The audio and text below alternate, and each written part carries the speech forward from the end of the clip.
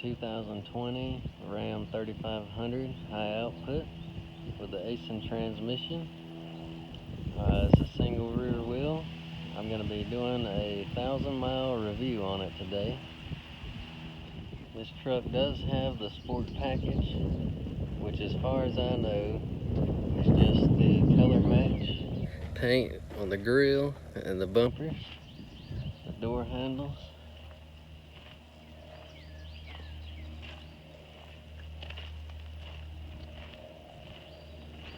The reason I went with the 3500 single rear wheel is I wanted the aisin transmission and I wanted leaf springs. From what I understand, the 2500s have coil springs, and I wanted to go ahead and stick with leaf springs.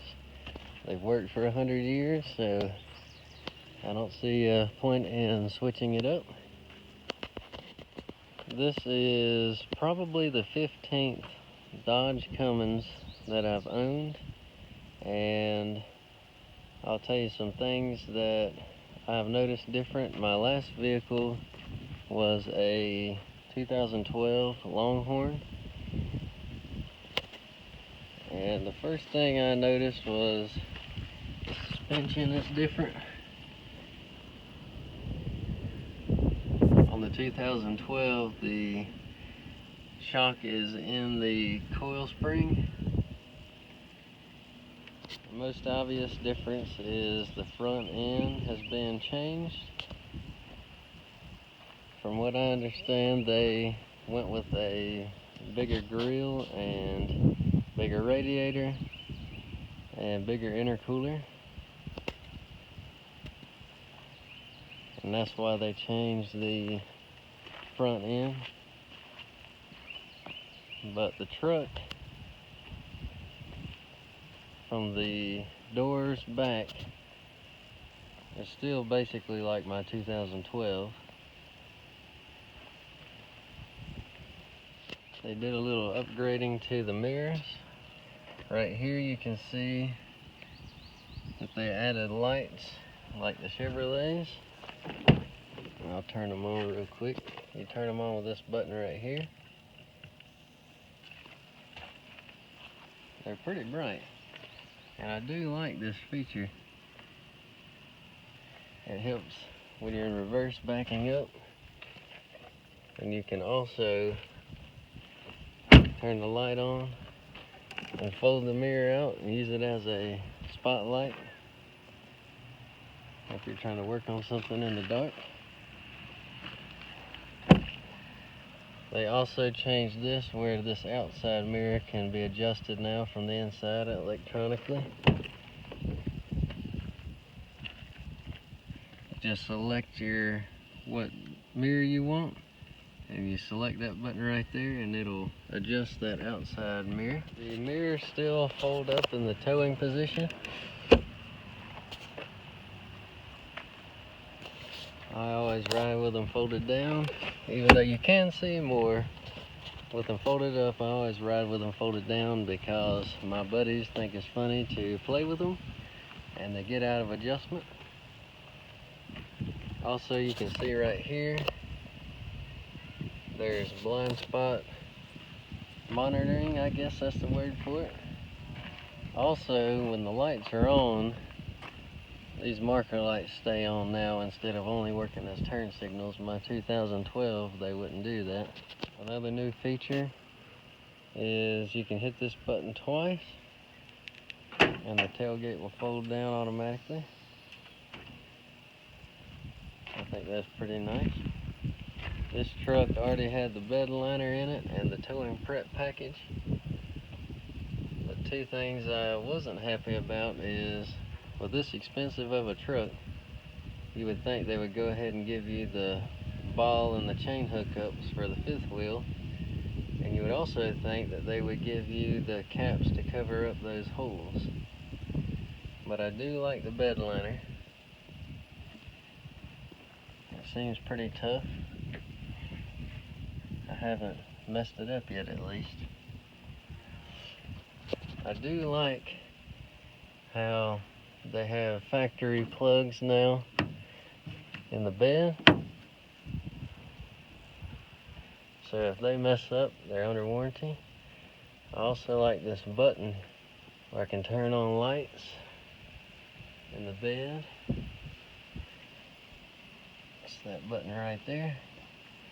If you're trying to get something out in the dark, this tailgate is now a button. You just tap the button instead of actually pulling a latch. The tailgate is very light. I'll use one finger to move it. I can put it up with one finger. Another feature I like is the parking sensors are now in a plastic piece underneath the bumper instead of inside the bumper. I think it looks better, and it's probably cheaper to replace if you rip this plastic piece off and mess up a sensor, instead of if you run into something and or back into something and mess up your bumper. You can just replace the bumper and not worry about the sensor. It does have a Class 5 hitch, and surprisingly the dealership did give me the adapter so my old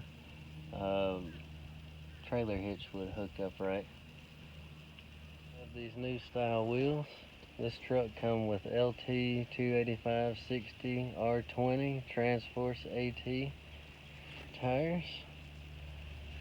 I will run these till they're worn out, and then I will go with the all-terrain tire. This key fob of this truck also has remote start. You just hit this button twice.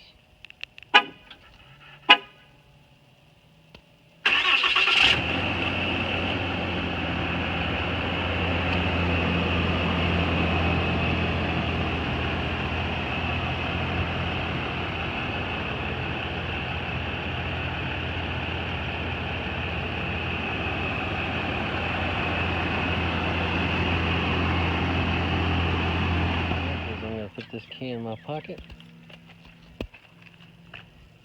If I want to lock the door, I just hit that button.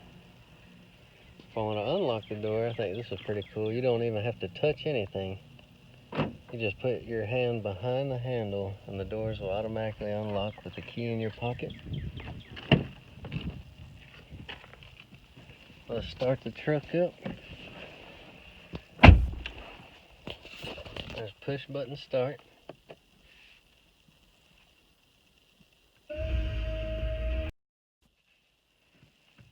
And press the brake, push the button.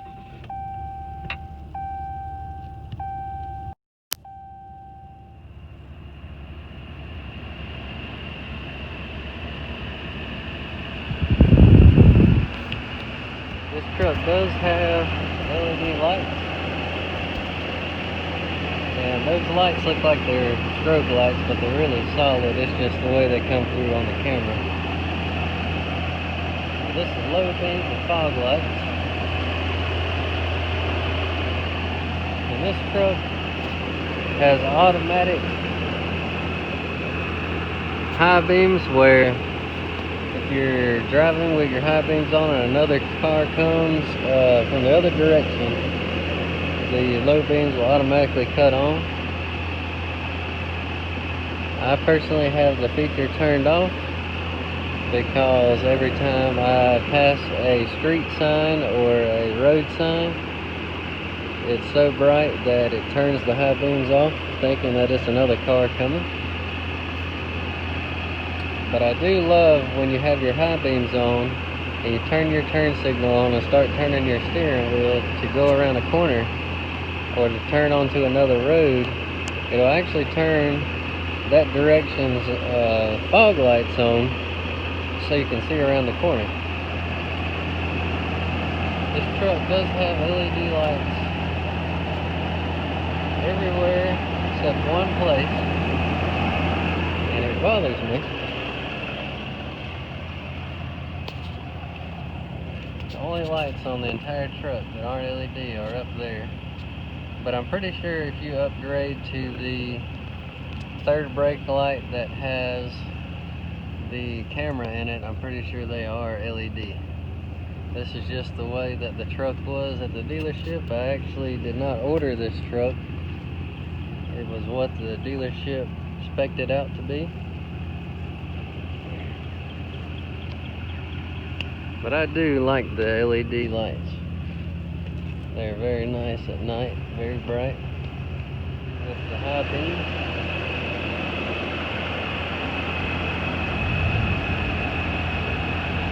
And with the truck running, I'll cut the lights off.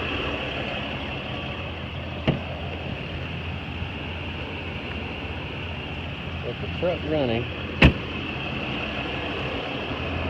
these strips stay on.